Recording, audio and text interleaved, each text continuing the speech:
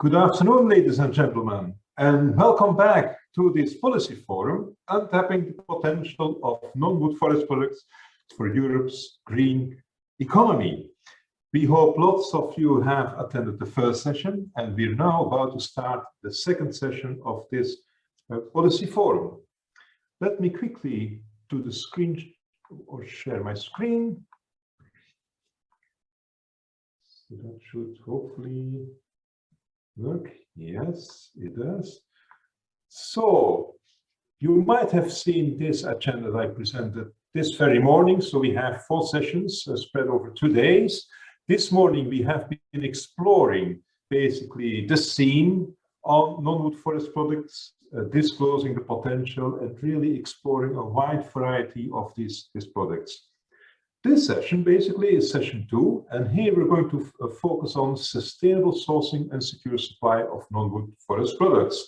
And tomorrow we will shift the discussion towards competitive and equitable value chains. And then finally, tomorrow afternoon, we will bring all pieces together and really discuss and make this into a call for action. So right now, we're at the start of the second session. And we have 2 new rapporteurs, José Antonio Bonet from CTFC and Riccardo Castellini, who has already been one of the rapporteurs this very morning. So what about the agenda for this particular session? Just like in the first session, we will have a keynote speaker, and the keynote this time will be on sustainable sourcing of non-timber forest products. Why? What will it take? So this is a longer presentation compared to some of the other contributions, because what happens then is we will shift to a very specific, very special session. We'll have a special format for that, and it's a session on success cases for ensuring the supply of wild and semi-wild forest products. After that, we will shift the discussion more towards policy actions. And first, we will have a kind of a wrap-up, a summary, if you like, on the needed policy actions relevant, of course, to the theme for today. So that is policy actions for the long-term conservation and supply of non-wood forest products. After that, we will have a contribution, a special contribution also, because it's somebody from the European Commission, going to highlight and give us a view on the upcoming EU policies to the development of non-wood forest products. And of course, we try to have room for some debate as well, as we really value interactivity, which brings me to the other point. Initially, the idea was to have this policy forum organized in Sardinia. You can imagine the reasons why that turned out to be impossible. And even if a policy forum probably would never have the same level of interactivity that you see in the 2 pictures you see on your screen now. These are pictures, by the way, that have been taken during events within the framework of the Incredible project. The picture below is even in Sardinia. So, of course, a policy forum would always be slightly more formal, so to speak. But still, we would value interactivity. And the way we try to reach this is through a variety of formats. Yes, there will be presentations. We also have video material. There is an exercise you're going to do, we have room for Q&A. So we try to bring in some variety. We are also using Zoom webinar. It's a specific version of Zoom, which means that presenters have slightly different settings compared to regular participants. So regular participants will not have the option to activate nor their microphone, neither the video. So this is something, this is part of the settings that the organizers can take care of. And we have an entire team of people from European Forest Institute that are taking care of this. Also for the Q&A, we have a specific tab within Zoom webinar, which is labeled Q&A. So if you have questions, yes, we obviously invite you to send in your questions, but don't do it in the chat. Drop your questions in the Q&A, and you might even make it clear, preferably make it clear to who your questions are addressed. And there are ways to deal with your questions, even by responding to you in this tab, questions and answers. And we have a team of people looking at your questions, selecting a couple of those, and at some points during the session, we will make time to take up some of your questions, right? As we have a program, we need to keep an eye on the timing, which means that if some of the speakers, if we feel that if we give an indication that there's only 1 minute left, it's by no means a sign of disrespect to the speaker. We're just trying to keep this session on track.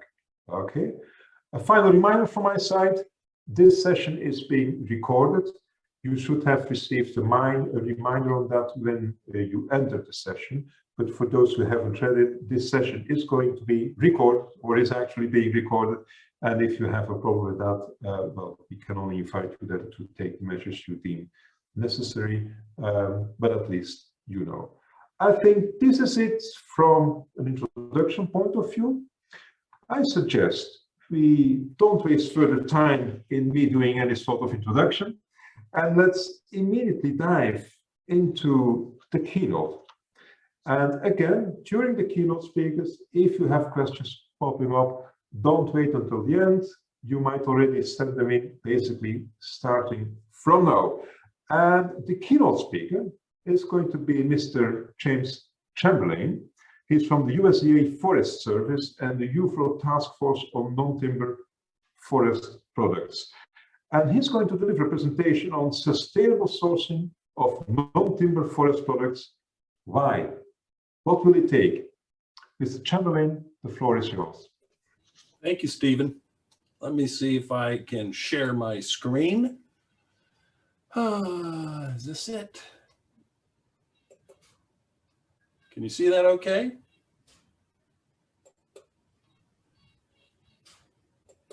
Let's go. There we go.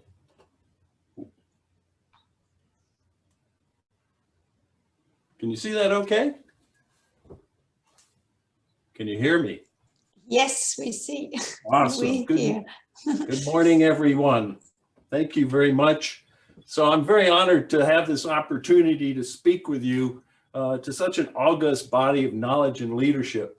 My friends, colleagues, and brethren, thank you for listening to me for the next few minutes while I talk to you about a subject that's very dear to my heart. I'm a research scientist with the Forest Service, and I'm a leader of a task force that was commissioned by the IUFRO to examine the role of non-timber forest products or non-wood forest products in transitioning to a bioeconomy.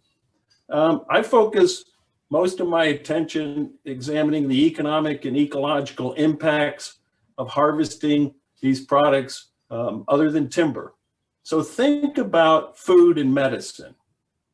What are the impacts of harvesting plants that provide food and medicine on people's lives and on their economy? And I'd like to focus my remarks on three different aspects at this time.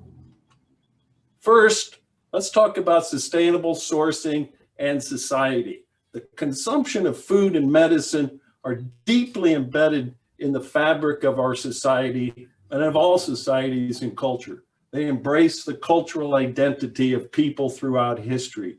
As we've heard in previous presentation, this is a tremendous wealth of knowledge from an assurance that rural households have secure livelihoods, that people are able to consume for their personal use, and it's much more organic than corporate. And what do I mean by that? There's a diverse and dispersed stakeholders that represents many different factors. Oftentimes these people look different and think differently than our corporate users and stakeholders of forest products. A recent study estimated across Europe, estimated the value of personal consumption of non-wood forest products at something like 20 billion euro. Surely this value is low, because how do you truly value people's utilities from the forest? From an economic perspective, I have to tell you that I'm very impressed by the research that's being done through this project and other EU-funded projects, because through these efforts, I can say to you that the estimated market value of non-wood forest products across Europe exceeds 3.5 billion euros.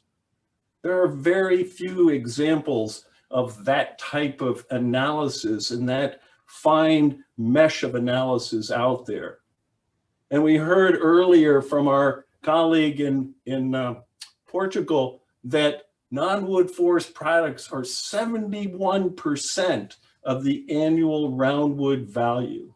That's a tremendous value and a tremendous almost one-to-one value with timber and non-wood. But sustainably sourcing these products provide more than that. They provide a stable and reliable revenue stream from the forests. They serve an underserved constituent. They assure equitable benefit sharing, and they address different consumer demands than what we're used to. Again, think food and medicine. From an environmental standpoint, sourcing food and medicine from forests has impacts on forest health and well-being, and mitigating those impacts require managing the resource base to ensure their restoration and replenishment such that they are available for society in perpetuity. Our forests, the forest biodiversity and the environment, are our national legacies. It's a global legacy. And do you have to ask yourself, do you want that legacy to be depleted, or do you want your great-great-grandchildren to be able to walk through a forest that you see in that slide there and enjoy all the benefits that are afforded by that forest? To get there will require forest management and multiple integrated land use. And let's talk a little bit about that. So there are these three forces, if you want to call them that are these complex interactions between the social, the economic, and the natural resources, the environment, that really make up these very complicated relationships that are needed to be addressed to sustainably source these products. But if you think about it, why we want to do this is very simple. It's to preserve cultural identity. It's to preserve health, well-being, livelihood, and security of our society. It's our national, our global legacy. Conservation of forest biodiversity is essential for the globe, for the union, and for every nation. And let's look at one example. We need to recognize that the resources are valuable to the biological diversity of nations, and we need to recognize that those resources are valuable to the security of the rural people and the people of those nations. The lack of management has ecological impacts that has consequences that will last for a lifetime. Take, for example, the walnut fruit forest of Central Asia, Kyrgyzstan, that whole area, that map that you're looking at. The walnut fruit forests are the center of biological diversity, genetic diversity for many fruit trees.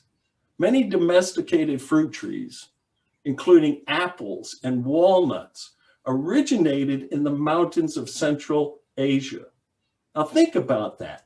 Every apple that we eat, every walnut that we eat, their genetic origin comes from a small region along the Silk Road of this world. So people living in the mountainous regions depend on those forests as a source of invaluable foods. In the last 20 years, much of that forest has been cut and permanently lost. And we need to ensure that that legacy is here in perpetuity for generations to come. How do we do that?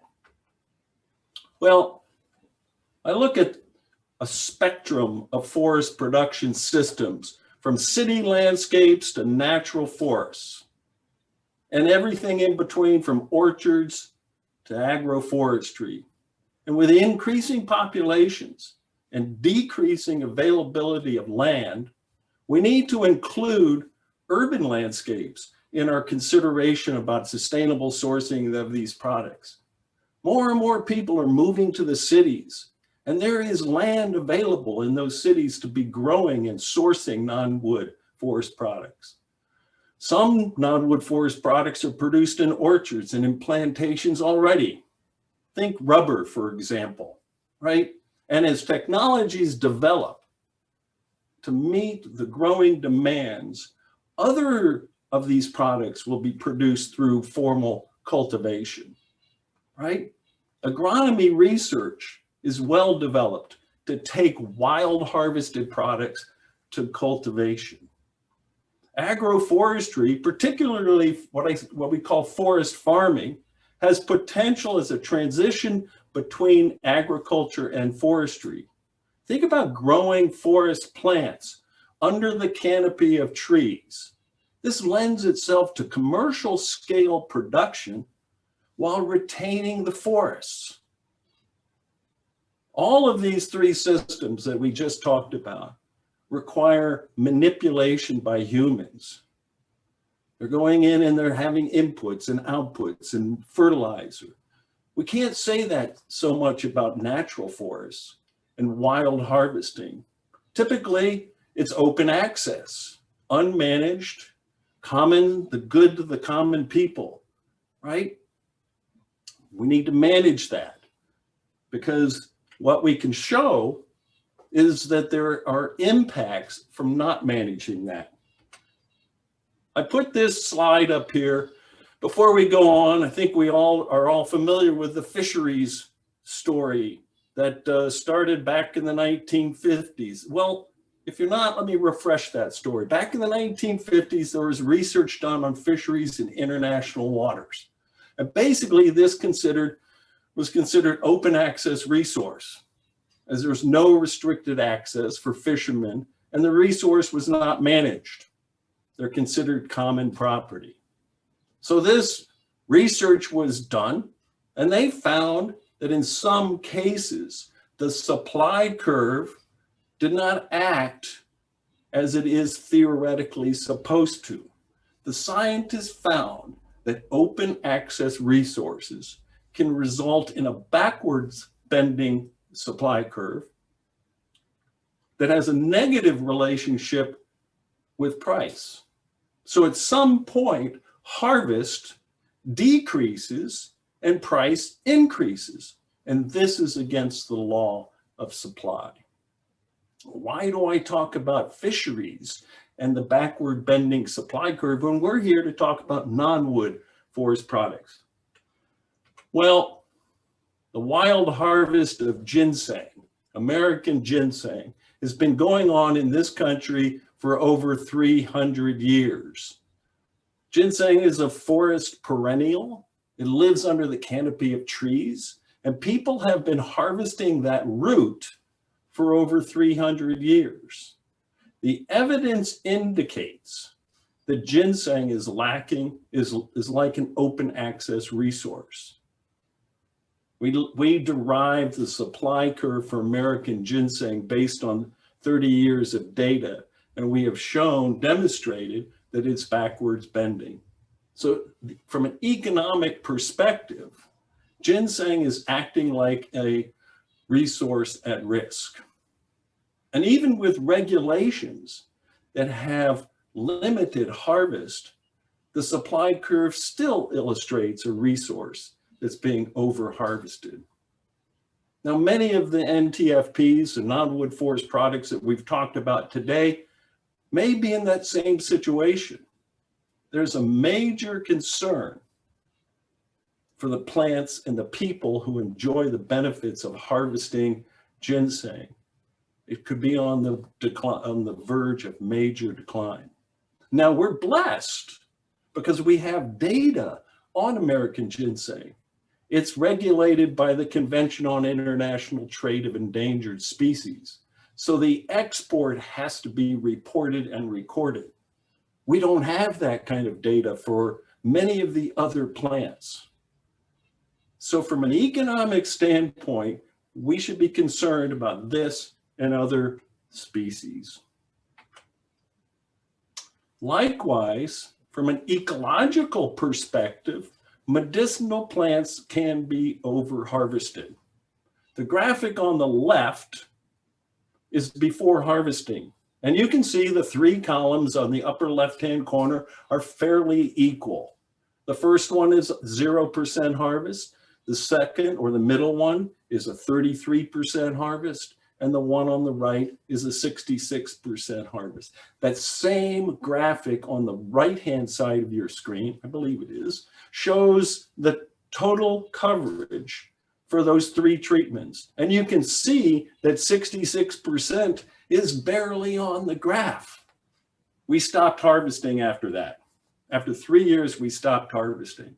And we monitored that same population for 10 years. And I can tell you right now that we have not seen that population rebound. It's long-term ramifications and consequences of harvesting this medicinal plant. But the science behind this gives us the kind of data and the kind of information that allows for better decision-making on how to sustainably source these products.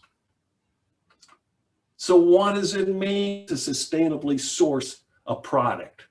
Well, basically, what goes into the system must exceed what's going out of the system, right? So your starting inventory plus your mean annual growth has got to be greater than the mean annual harvest and the incremental decline. Conceptually, it's really simple, right? 4 pieces of information. But data are needed on those 4 aspects of the population. If you're managing forests for trees, let me talk about trees for a moment. As a forester, I understand, I learned my foundation is on trees. Later in my life, I started studying that particular plant that you're looking at right there. But a trained forester can go into a stand of trees, take some basic measurements of the trees. They can take the diameter and the height of that tree, and they can estimate, they can give you an inventory of how many cubic feet are in that forest. By doing that every year, that person, we can estimate the growth, the annual incremental growth of that tree. We can't do that for food and medicine forage from the forest. Countries would have national forest inventory programs measure the change in trees over time and can observe mortality and removals. Countries have databases of long-term measurements of trees and can provide estimates of sustained yields. And with that information, decision makers can direct resources to ensure the sustainable sourcing of that product. Now, can we do that with non-wood forest products? One of the major challenges is how to inventory. How do you determine the inventory of a product that you cannot directly measure? And I show you in these photos a root. Now, bark, cork, for example, we can measure the diameter of the tree and measure the height of the tree, and we can estimate how much bark is on that tree because we've done the science behind it. We have developed algorithms that we can use to estimate how much bark. But roots, when you can't see that product, how do you do that? Well, interestingly enough, we have scientifically looked at how we can measure the height of that plant that the woman in red is holding, and we can measure the diameter of the canopy of that plant. And with some degree of credibility, we can estimate now how much root material is below the ground, because we've done the science to look at that. But how do you do berries or mushrooms, which have seasonal variations and habitat changes? Well, these are just technical challenges that scientists can overcome if we support that. Now, that's inventory, but fundamentally, that product is sustainably sourced if growth is greater than the sum of the removals plus mortality. But determining that at this point with most non-wood products is not possible. And here is the greatest challenge. The greatest challenge is the data is lacking to determine if a product is sustainable. To move in that direction, we need to develop monitoring programs. To get the data needed to ensure that products are sustainably sourced, we need monitoring programs that regularly collect, analyze, and present data on all aspects of these products. They need to be recognized like natural resources that they are, and actions taken to ensure their supply in perpetuity. There are examples of efforts to provide that data. In some Nordic countries, programs are actively monitoring berry production. And this photo here shows you 1 by 1 meter permanent plots where every year they go in and they count the berry production. It's this kind of effort that's needed across the board in all the products that we're talking about today. Now, I focused my remarks on forest stand level or population levels. That's the target of on-ground management. This allows for integrated forest management for these products. But data is needed at other levels as well. Data is needed at the eco-regional level because plants don't abide by political boundaries. They move where they want to. They move where they are adapted to. So we need data at an eco-regional level so that we can set priorities. Data is needed at national levels. Every nation should be collecting data on their non-timber forest products to allow them to target investments and justify investments. Data is also needed at the global level or the international level so that you can understand, so the nations can understand trade flows and where competition is happening, where supply is coming from, and where the demand is coming from. We heard about resin. We heard about cork. We need to know where the substitutes and the complements are coming from, right?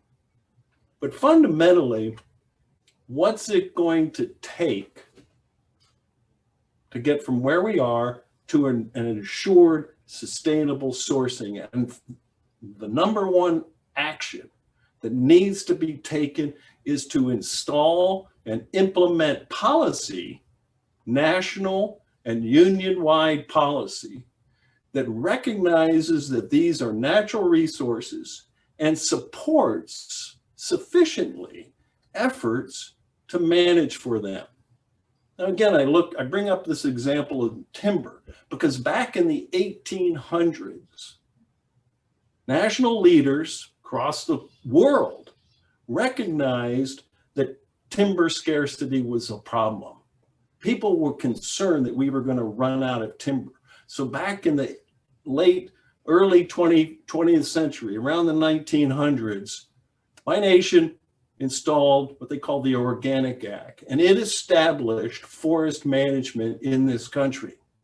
Later on, we passed the Sustained Yield Act, which ensured that we had to have a sustained yield. And then we enacted the Multiple Use Forest Act, so that different multiple uses were being addressed in natural resource management, in forest management, right? Cork, back in the 1800s, 1850s, I read in this report, Portugal and Spain enacted policy to ensure the long-term supply of cork. And these two actions, these two examples that I gave you, initiated programs that lead to inventory, analysis and estimate of growth, observations of mortality and removals. And they provided that kind of information that I was talking about earlier. And this is the ultimate thing that needs to happen to ensure the sustainable production of non-wood forest products. I believe that brings me to the end of my remarks. I hope they've stimulated some thought and actions, and I hope that we now have a few minutes to discuss this. I look forward to the other speakers and learning what they have done. Thanks very much. Thank you so much, Mr. Chamberlain, for a wonderful presentation. I think you very clearly made the point of the importance of basically having data, measuring as the basis for knowing, as the basis then to be able to take action, basically. I see we have two questions being typed in the Q&A. I would like to address these already to, or hand these already to you. If there are more questions coming in, we can ask, we can deal with them later on in the session. But for now, there is a question being raised that is about what do you think can be the role of Earth observation data and remote observations? And personally, I would add that could also include drones, I can imagine. So this type of observation systems to support monitoring for non-wood forest products. Any opinion on that? I think remote observation can really help tremendously. I think if we can start pinpointing large ecoregions from where these plants come from, where these products come from, I think remote sensing has tremendous potential to pinpoint different areas, to give you large, expansive concepts or perspectives of where those products are coming from. Excellent. Yeah. We have another question coming in, which is as follows. Are there possibilities to model particular non-wood forest product production, let's say mushrooms, berries, etc., based on relatively easily reachable forest variables like forest types, soil properties, tree density, climate conditions, and so on? What do you think about this? Yes, there's some challenges with mushrooms and berries in particular, but we're working on some models that are using environmental characteristics such as aspect of the slope, the elevation, the type of trees, the soils, to be able to predict where we find certain products, such as the black cohosh example that I gave in here in this presentation. I think, yeah, eventually we can get to the point where we can model mushroom production or berry production, but we need the research and the science to be done to bring that data in. And I would encourage people to look at that kind of information and that kind of scientific evaluation and exploration to do such that. Yeah, so we have more technologies being developed that allow us to do more, but the science, etc., still needs to be further developed. So absolutely. A lot of work to be done. Yeah. We are receiving, for your information, we are receiving several comments in the chat box congratulating you with this excellent presentation. So thank you so much once more. I suggest that the attendees still can type in questions, and if there are further questions for your regarding this presentation, I'm sure and I hope you will be available towards the end of this session, and then we can take them up. Thank you once more for a wonderful presentation, and let's now move on with the next point of this session. And after this keynote presentation, what we would like to do now is to basically go for a session that has a very strange, you might even say, format. So we would like to change a little bit the tune. So rather than having a long presentation, it is going to be short. It is going to be high speed. It is going to be very graphical, but I must say, presentation of Jim was already quite graphic with lots of figures and pictures. And the type of presentation we're going to have in the session now is called Pecha Kucha. Some of you might have known what this is. Essentially, it means, or the rules for Pecha Kucha are, you get, in essence, 20 slides, 20 seconds per slide. If you do the math, that means you get only 6 minutes, 40 seconds. So you need to be able to bring your story in a limited amount of time. And let us check to what extent the 4 persons that have accepted to take up this challenge, to what extent they can indeed master this challenge. And the first speaker I would like to introduce is the chairman of the European Commission Civil Dialogue Group on Forestry. He's also a member of the board of the Confederation of European Forest Owners, CEPF. So his name is Antonio Paula Soares. Mr. Soares, you have 6 minutes, 40 seconds. The floor is yours. I need to have the video. Oh, now it is.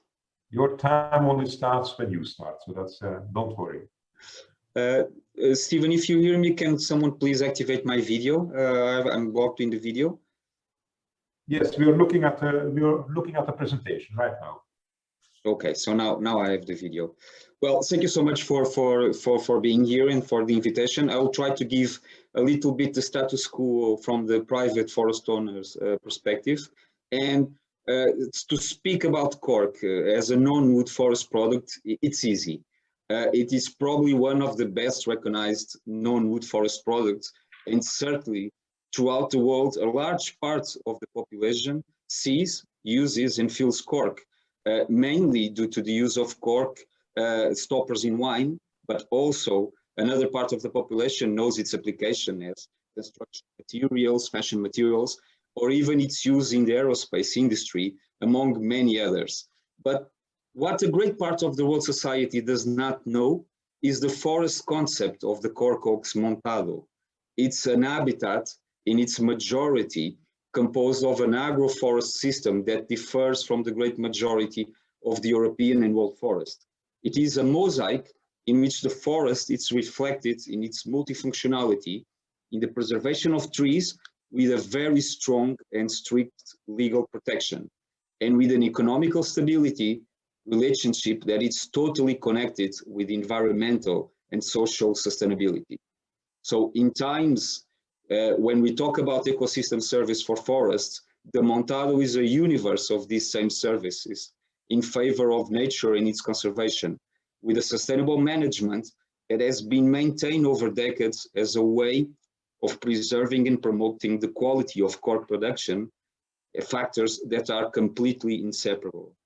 So sustainable forest management has played a very active role by forest owners in protecting the sustainability of future cork supplies. And what some of the most important, namely, with a very large-scale plantation since the 90s, and with changes in management by reducing soil mobilization and choosing for extensive exploitation models.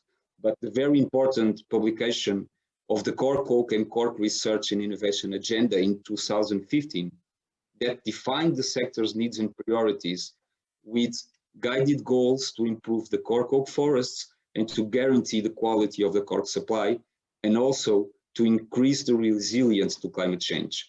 And these are some of the examples of the advances made in recent years with a high rate of success in promoting the success of cork supply in the future by reinforcing the strengths and opportunities of the sector. But however, they are limited by several weaknesses.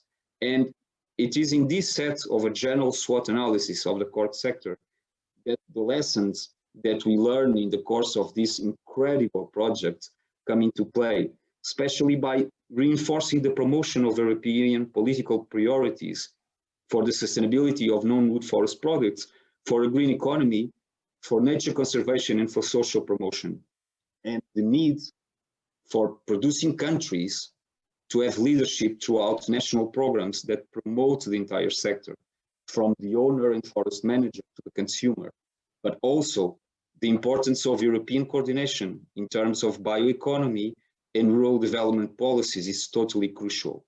And as we seen the key actions presented in the project, they perfectly suggest a series of actions that are confirmed as essential to the sustainability of cork, that are well defined in the increase and valorization of the current and historical dynamism of the sector of cork, namely, and very with a specific interest in the conservation and sustainability.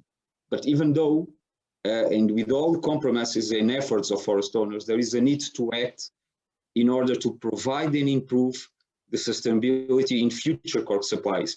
And the cork sector has its own concerns with regards to today's challenge, as described in the key actions of the incredible project. And I could say some that could be very important to discuss. So the decline of cork oak forest, and it's either due to poor management or poor management based on the lower economical appreciation of the product, in view of the needs for sustainable management in what concerns the product quality. We know from our experience that in some cases, the revenue of the product doesn't pay correct management that it's needed. And also the need of a stronger social relevance of agroforest that it's associated with cork, that has the means to provide environmental public goods for the creation of prosperity and employment at regional level in areas of high risk of desertification, as well as promoting biodiversity. And the need for technology and knowledge that will allow for a more effective management of the mitigation and adaptation components in what concerns the negative effects of climate change, and namely in the decline of forest and cork quality caused by biotic and abiotic agents. There is a need to reinforcement of the economical part of the management of the cork oak forest in order to benefit the economic that results for forest owners management, and to fight the recent reduction of new plantations and their proper management, sometimes due to the lack of economical profit. And for this, it is necessary that the value chain is better distributed from the forest owner by having more remuneration from the industry and the confirmation of payments of ecosystem service by society and public intervention, and also public support for investment. There is the need to add knowledge and technology to the production process, namely in increasing the quality of the cork produced per hectare, as well as in the reduction of the period necessary for the first extraction of cork, and in the reduction of the interval between extractions. And as it is a seasonal activity, the sector faced difficulties in recruiting labor.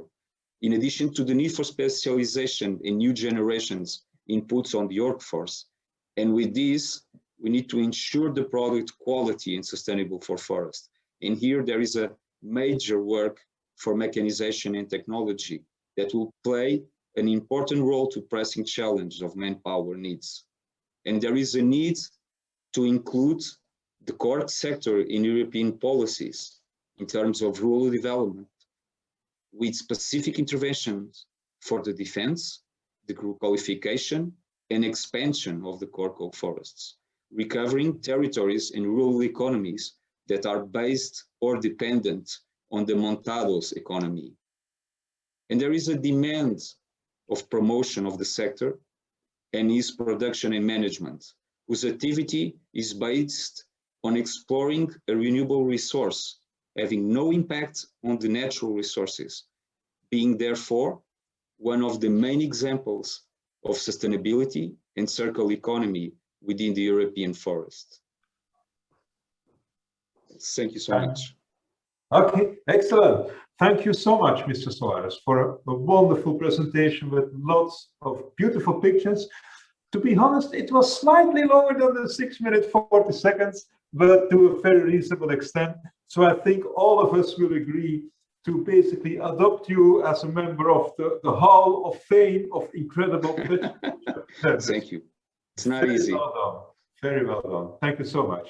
And I'm quite sure all these presentations, especially this for this Pecha Kucha, they would be very interesting to be shared, for instance, through YouTube, etc. We'll make sure that we can give a hand in this. Now, let's move to the second speaker, who we are giving the very same challenge to bring in 6 minutes 40 seconds a nice story. So the second speaker is Mrs. Cristina Pereira Santos from the Instituto da Conservação da Natureza e das Florestas, and she will deliver a story on information systems, on prices and producers of non-wood forest products in Portugal, core, resin, and pallets. Mrs. Pereira Santos, the floor is yours. Thank you very much for the organizers to giving us the opportunity to present the forest products market information system. I will try to share the presentation. Let me know if it is okay. We see your screen, but it's not yet in presentation mode. Yeah. You are not seeing the presentation? We are seeing the presentation, but not. Yes, this is better. Okay, thank you. First, we divide this presentation in 4 main contents. We will start with the main objectives, then the main outputs, then we pass to the outreach and results, and finally we will show only a few remarks related to the system. Start with the main objectives. The main objectives of the system is provide information on forest products trade for the stakeholders, deliver update and at real time data on forest products price at the producer level, and compile and aggregate information about forest products trade at the producer level.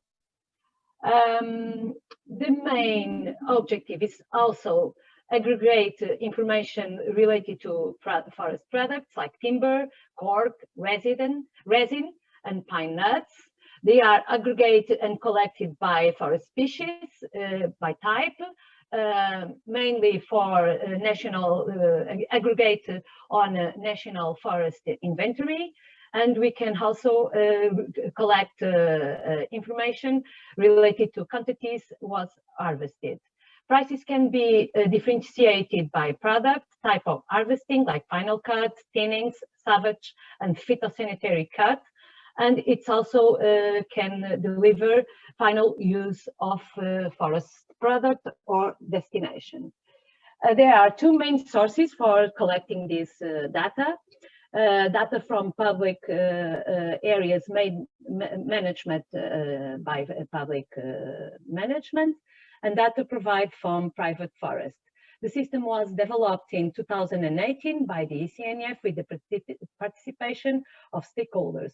So far, only timber prices have been collected on the 4 last years. Let me pass to the main outputs. The main outputs is related to data collection, so it is possible to have information from forest products, forest species, quantity of harvest product like cubic meters, ton number, for instance, prices according to the spot, standing, lower, and secage, and type of harvesting like normal or extraordinary, clear, or selective cuts. Is it possible to aggregate information from certified or not certified product, and also the end of use or timber use like salt, pulp, and post, and energy. Results can be delivered by regions, north, center, or south, prices, minimum, maximum, and medium, and prices changes like annual or regional changes related to prices. It also can be aggregate prices by quantities, by type of harvesting, and product sources by public areas or private areas. And of course, it can be, we can see how many records are influence the prices of the purchase. Let me pass through the main results or outreach. The system is available in the web platform of ECNF. You can see the link in this image below. And it is possible to have periodical reports, and you can also see the main indicators in the web platform of ECNF. For now, we have almost 2,000 records. Mainly 75% is related to community forest areas management by public institutes like ECNF.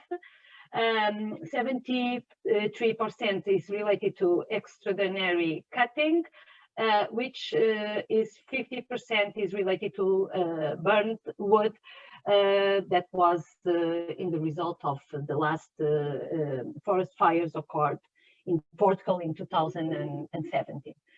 There are in the system already records from 20 forest species. Most of the records are related to maritime pine. It's because the species is community forest area land use, and more or less 736 other records from other species. This is output that you can deliver, that the system can deliver. This was the records, the output, the prices of maritime pine in the last 3 years. And as you see, the median price is not range so much from between these 3 years. Even into 2019, the price is lower, and it is related to the burned areas, forest fires occurred in the years before, as I said.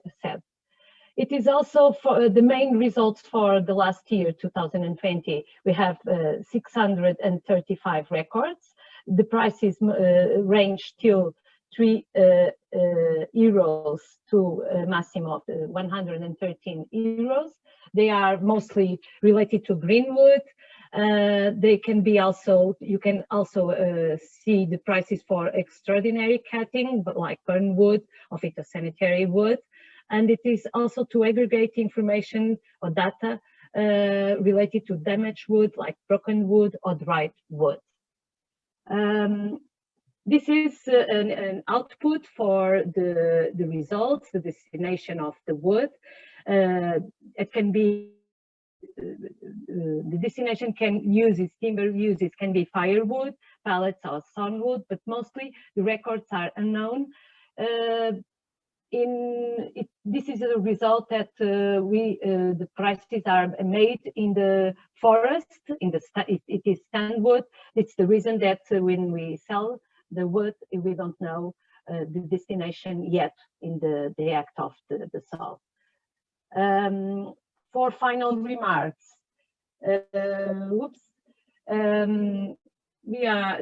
we can see that forest products market system information is adaptation to non-wood forest products are ongoing, like cork, resin, and pine nuts. It is a great potential for the system it is based on the voluntary data provision. It is by now a possibility to register data from private forest areas, but till now we don't have no records yet. Maybe it's a result of low interest on registered forest products price for the private owners. One possibility is to consider the possibility to mandatory register for all forest sector, like we can maybe study a legal framework or a law enforcement. Thank you very much. And if you have any questions. Thank you so much, Mrs. Pereira Santos, for respecting the time. You managed to do so. You had obviously the challenge of presenting pricing data, sales volumes, etc. So there was a need to show some figures, but I think we are all looking for figures, especially after the presentation delivered by Mr. Chamberlain. So thank you for that. I think you two deserve a place in the Hall of Fame of incredible Pecha Kucha presenters. Now, I would like to invite the participants to still send in your questions, even for Mr. Suarez and Mrs. Pereira Santos. And as the questions are coming in, at the end of this section, we will certainly have a few minutes to make time for that. Now, before moving to the next speaker, let's take a short interludium, and show one of these short videos. It's only a 1, maximum 2-minute video. Gerard, are you ready for that? Show us the video.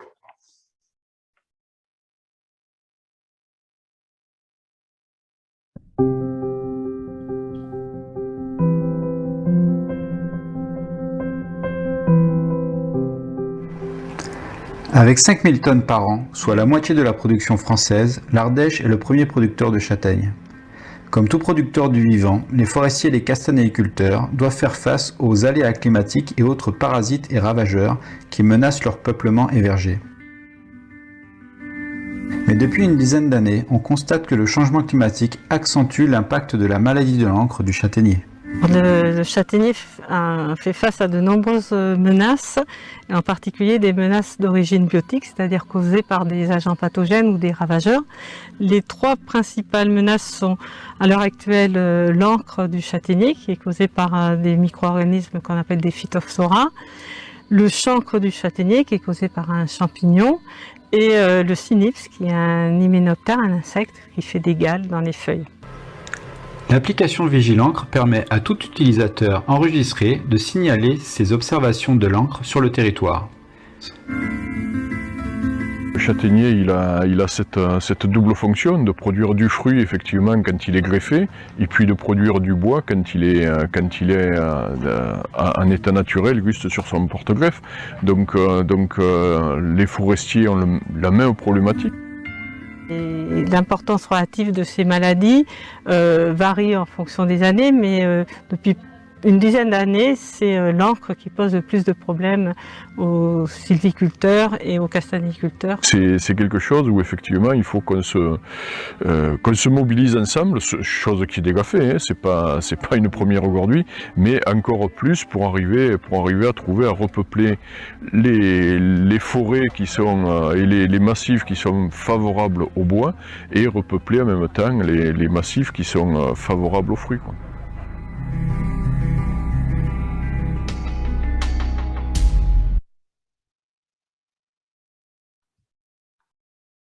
So that was a short interlude, if you like, and let's now return to our Pecha Kucha round of presentations, or a round of presentations in Pecha Kucha style. We had already 2 strong candidates showing a very interesting condensed presentation. Let's move to the third speaker. And as the third speaker, I would like to invite Mr. Fernando Martinez, and he is from the European Mushroom Institute, EMI.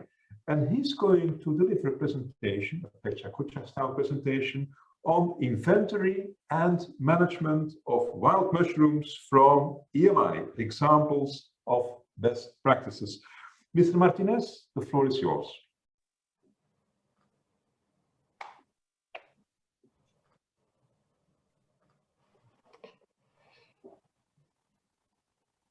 I don't know if you can see me. Good afternoon. Good afternoon. The camera is still off. Well, in any way, I will try to present. Can you see my presentation? Yes, we see it now. Okay. So, well, thank you very much to the organizers. It's a great pleasure for me to be here. Thank you very much for giving us the opportunity to explain this issue.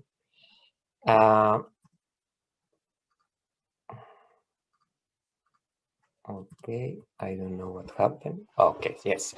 So I will try to justify the convenience of inventorying and managing wild edible mushrooms and some experience carried out by the European Mycological Institute.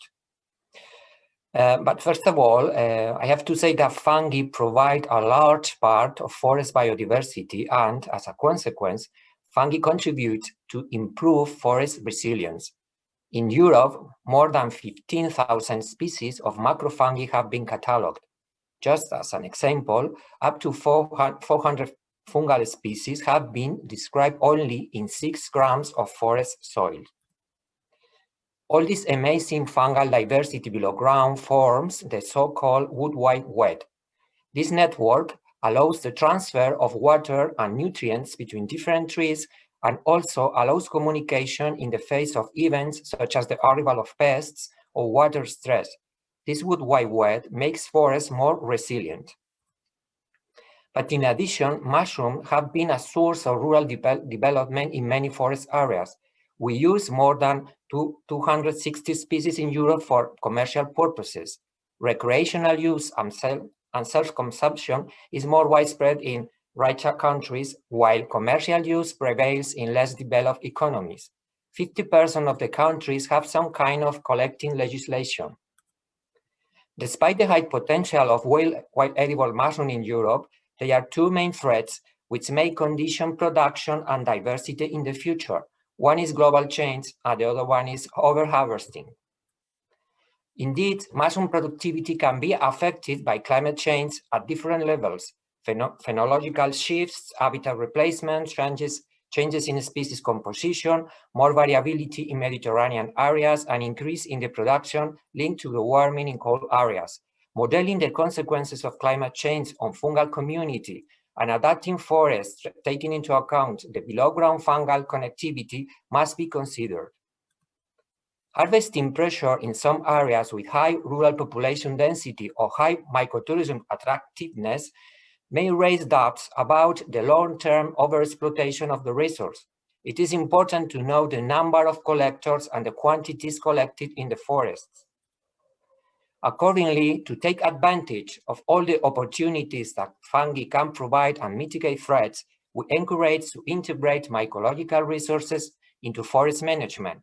For this, it is important to characterize production and harvesting in our forests. Unfortunately, information on wild edible mushroom production in European forests is still very scarce. There are some exceptions in Switzerland, Spain, and Finland with long-term monitoring sites that have generated models useful for forest management. For this purpose, weekly sporocarp inventories based on permanent plots or transects have been used. Due to the high costs associated with these long-term sampling systems, other tools are being developed to detect and quantify fungal species based on molecular genetic techniques. In addition, expert models are also being used, combining popular field knowledge with GIS tools. This methodology has been used to estimate the mycological potential in some regions such as Castilla y León or Aragon in Spain. But to really know the rate of harvesting in the forests, we recommend to estimate the number and characteristics of mushroom collectors. Methodologies based on household surveys and mycotourist surveys have been used. This allows the estimation of harvesting pressure, harvesting yields, and economic benefits for rural areas. Some regions have developed harvesting permits using online systems. In this respect, new technologies and big data open up many opportunities to control harvesting sustainability. Another important tool for fungal production management is mycosilviculture. Silvicultural treatments make possible to optimize production and fungal diversity. We can also improve accessibility within picking areas and control the harvesting pressure. But to develop sustainable management of mushroom requires the collaboration of all stakeholders involved: forest owners, forest managers, harvesters, development agents, researchers, etc. The exchange of good practices offered by the European cooperation could be an opportunity for all interested territories.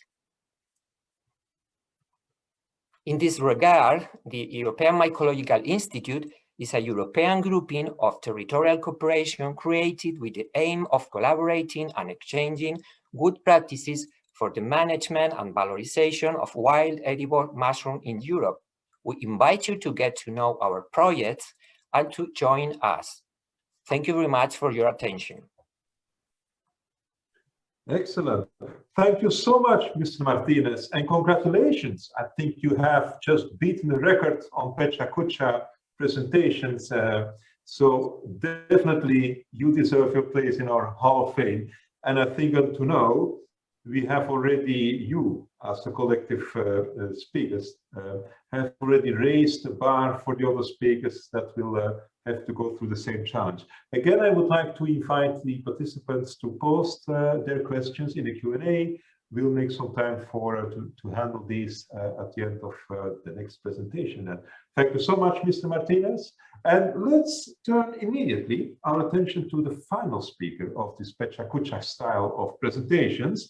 And we are very pleased to have with us Mrs. Anastasia Timoshina. She's from Traffic and IUCN Species Survival Commission, the Medicinal Plant Specialist Group, and she's going to give a presentation on voluntary standards and certification supporting sustainable and beneficial trade in wild non-wood forest products. Mrs. Timoshina, the floor is yours. Thank you very much. I'm assuming you can see the screen. Otherwise, please shout. Okay. No. Excellent. Okay. Great. So the starting points and the premise of my presentation is for us all to agree that the complexity of the trade in wild non-wood forest products requires complex solutions to reduce the threats of both unsustainable and illegal use and trade, but also to enable the opportunities for conservation and livelihood benefits from sustainable and legal use and trade in these resources. This can only be achieved being a complex problem with complex solutions. So this includes regulatory approaches, such as creating good policies and regulations, which we've heard about just now. It includes non-regulatory measures, such as standards and market mechanisms. It does include consumers and end users who request or require the demonstration of sustainable trade, but also there are mechanisms on intergovernmental level when countries negotiate and regulate the trade, such as CITES, or Convention on International Trade. The voluntary standards and certification schemes appeared or were created in order to address consumer concerns regarding social, environmental, and ethical aspects of production. They do cover various aspects and sectors.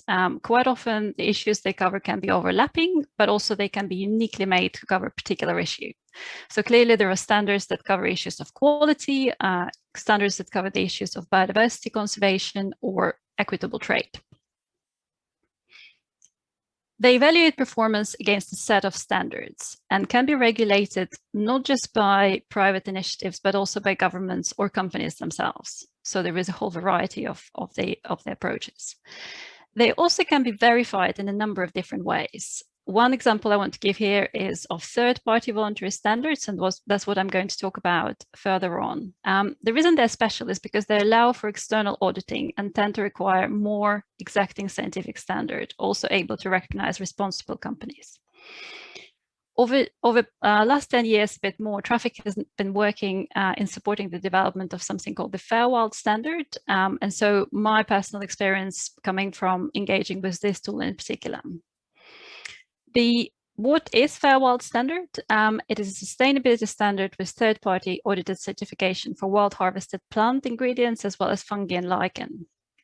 It combines fair trade principles with ecological sustainability. So really Fair Wild is a fairly unique tool in that its scope is only on wild harvesting, and it recognizes the unique labor system as well as unique ecological circumstances in which harvesting happens in comparison to farming practices, for instance. Fair Wild is recognized as a best practice by the Convention on Biological Diversity and CITES as well, which provides important entry point to policy making. Fairworld is based on a lot of tools and needing robust practices that actually were mentioned already even in this session. So Fairworld requires species and area management plan being completed. That provides also for the monitoring or requires the monitoring of species. It has a robust requirements demonstrating equitable trade in species and fair pricing situation, as well as traceability of goods and finances. Over this time, Fairworld has been used and implemented in a number of different implementation or certification projects. And the distinction we make here is between certification being something driven by businesses, while implementation projects over years ranged from supporting development of good regulatory systems using the Fairworld good practice through to developing management plans for protected areas in order to ensure sustainable use of non-timber forest products and also demonstrate job creations and benefits from those areas. Also on this map, you can see the little shopping carts. So the shopping carts mean what they meant to symbolize is the consumer markets. So in addition to Fairworld being implemented at the field level, of course, this is a global trade, and this is an important drive for enabling this trade and more robust supply chains through the consumer demand. Just to give an example of a bit of a flagship product for Fairworld, Fairworld licorice root is the first Fairworld certified species and has been in certifications that are Fairworld certified in Kazakhstan, Georgia, and Spain. In addition to demonstrating the sustainability from ecological perspective through a range of background documents that Fairworld certification requires, as I mentioned already, Fairworld has a robust social sustainability approach. In addition to requiring the payment of fair price, and that is a top up on top of, for example, organic certification or obviously conventional prices, it also requires the setup of something called the Fairworld Premium Fund, which essentially is a community-based community benefit system or fund that can be used for different projects. This picture here is from Spain. And finally, Fairworld products are available on the market. And what this allows, it allows the brands, so companies on the market, to speak about the wild harvesting and connect those areas, like in this case in Poland and Białowieża area, through to the consumers. So finally, what is the contribution to sustainable non-wood forest products for Europe's green economies through voluntary standards? In my opinion, they can help assure competitive and equitable value chains. I've tried to demonstrate here that Fairworld standard does present this best practice tool, which is very uniquely focusing on wild harvesting and provides ecological and social safeguards. But not all standards are equal. So some standards need to be improved, in our opinion. For example, EU organic regulation that often is used to certify wild harvesting doesn't actually specify in any detail what does sustainability mean. There need to be positive incentives for businesses to grow the market demand and uptake of standards, and they include fiscal instruments as well as policy approaches. And finally, there is a strong need for further communication campaigns to increase consumer awareness and choice of sustainably sourced wild plant ingredients, in particular in Europe, which is such a fundamentally important market. And on this, thank you very much. Excellent. I mean, down to the second, you were on 6 minutes 40 seconds. So congratulations, Mrs. Timoshina. So all four of you have now been promoted to our Hall of Fame. I think the combination of the keynote presentation by Mr. Chamberlain with this four shorter presentation clearly depict the need to develop knowledge based on data related to what is going on in the forest. What about the non-wood forest products? What about trade? What about the quality of the data, so certification, etc., coming in, even the aspect of we need to have the stakeholders involved, which was touched upon. Thank you so much for highlighting the different aspects or several aspects related to the value chain and the information that we need. In the meantime, I got a signal that we have a question that has been posed by Mr. Carsten Smith-Hall. He's one of the participants. And IFI team has the EFI team. They have basically this power to upgrade the participant and bring that person in a position that he can state the question himself.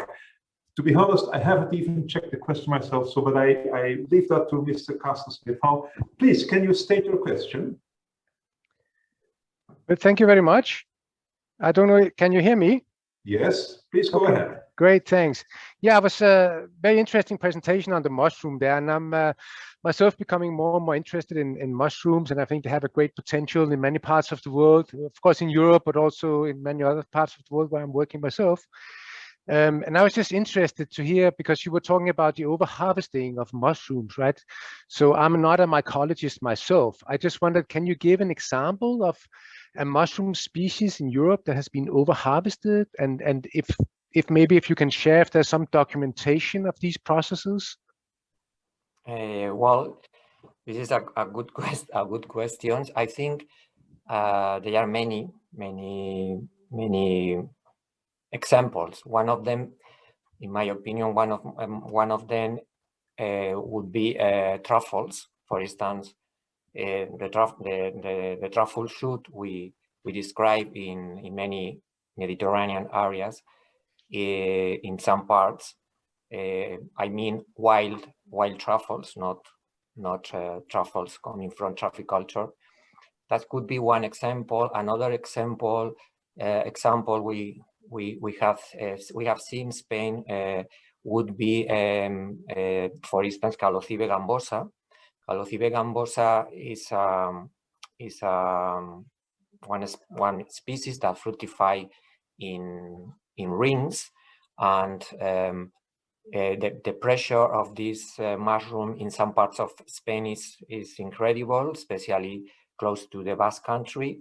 And we have reports many places with several problems of over harvesting.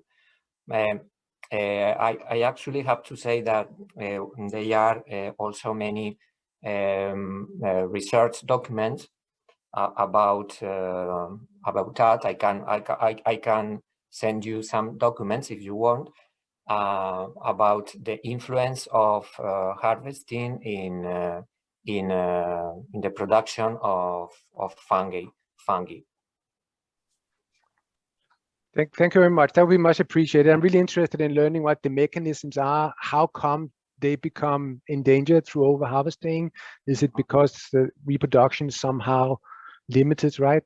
So yeah, please do that. I suggest you write me an email with the question if you want, and I can answer, or we can schedule a meet if you want.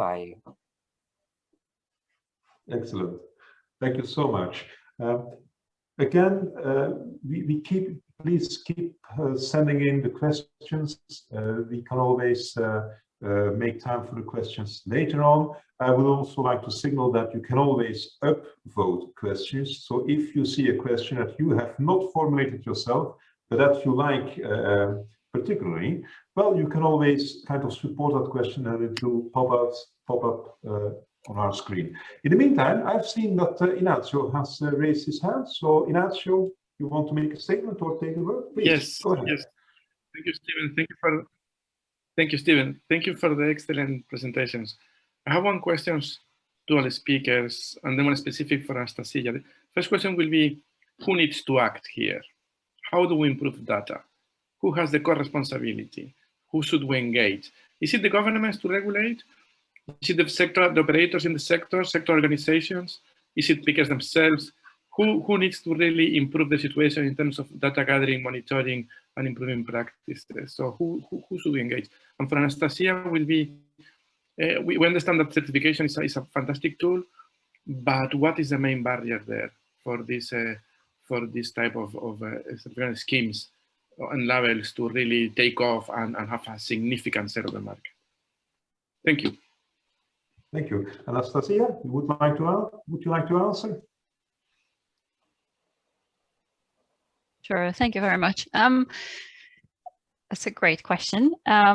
We've been, and this is a sort of self-confession as well.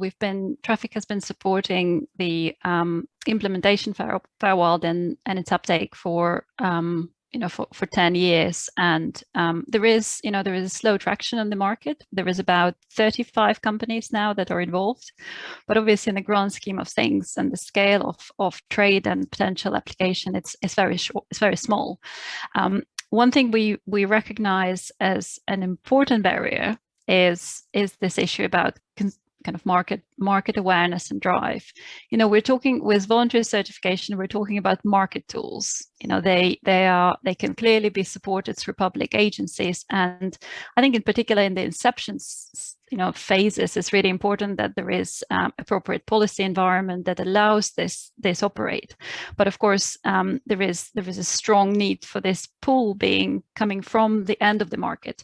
And by consumer, I also mean consumers as you and I, all of us on the call, but also consumers as company brands who are actually interacting with consumers.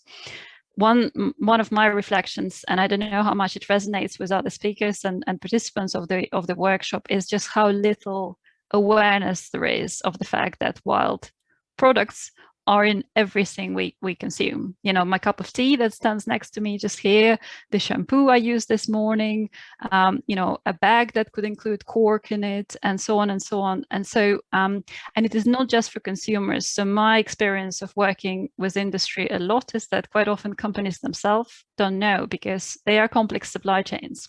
So for me, part of addressing this barrier is how do we cut across this? How do we get awareness of risks and opportunities in supply chains? Thank you. Yeah. Excellent. Anything you would like to add, Ignacio? Or perhaps I see James Chamberlain who is signaling. Yes, please, James, go ahead.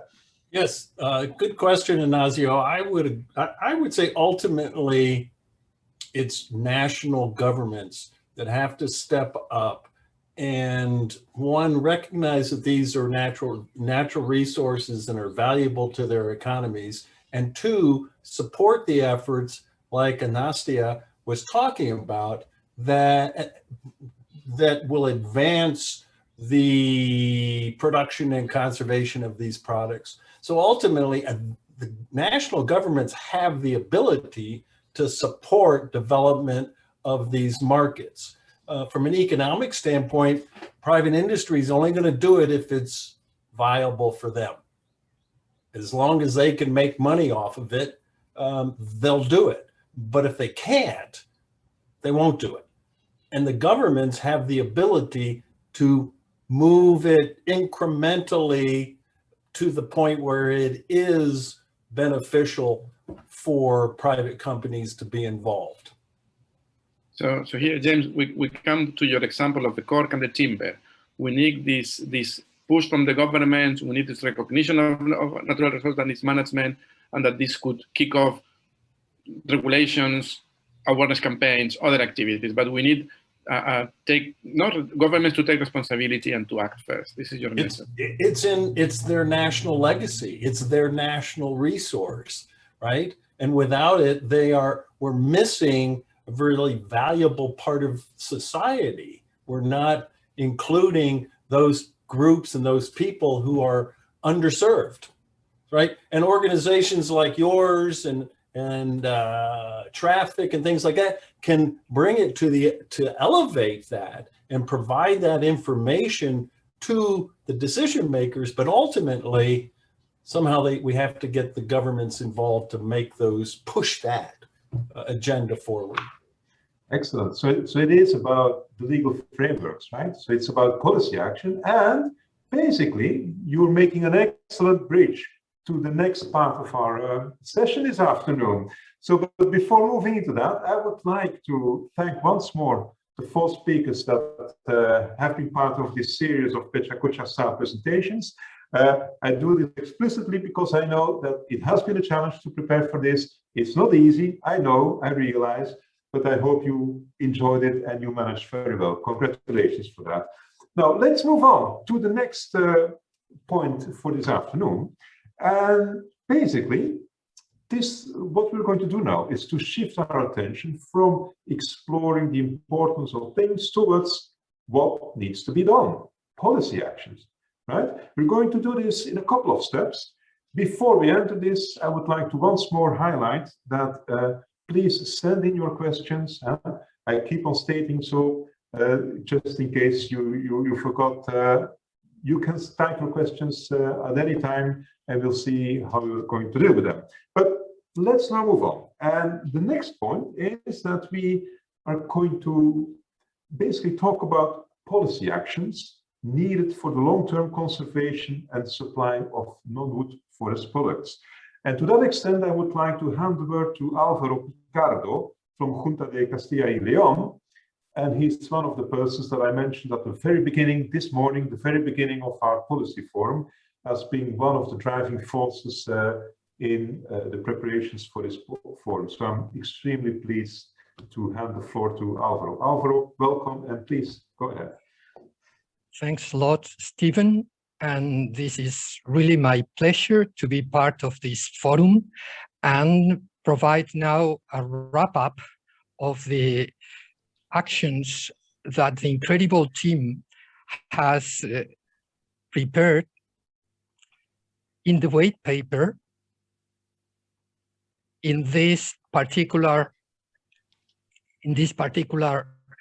field of needs. Okay, I guess that you can see my presentation, and in the white paper that we hope that you have already have a look at it, we have prepared 4 main groups of actions.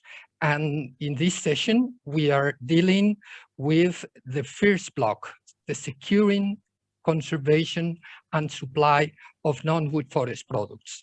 And in the excellent keynote presentation by James Chamberlain, but also with the specific examples of Anastasia and the rest of the panelists, you have seen, I would say, that every single action that we have identified in the white paper has already been mentioned. And that really makes it easy for me to present this list of actions that we have organized in 3 main axes. In first place, we think that there is the need to enhance the resource base, but also we need to ensure sustainable harvest levels and fair and secure access to the resource. I would say that this is the one I would like to refer more, because I would say that perhaps it's the one that has been less addressed. Management has been perfectly covered, and the need to set up and improve monitoring systems and inventories has very clearly been stated. So thanks a lot for you all that have been presenting your examples and your proposals. And to enhance the resource base, I think that there is a key word, it's management. We need to sustainably and with a diversity of objectives, we need to properly manage the land. That legacy that James Chamberlain mentioned, that is a legacy for all humankind. And I would say this is not only the responsibility of governments, of national governments, is of each of us, and also United Nations. And the Sustainable Development Goals provide the perfect framework for this.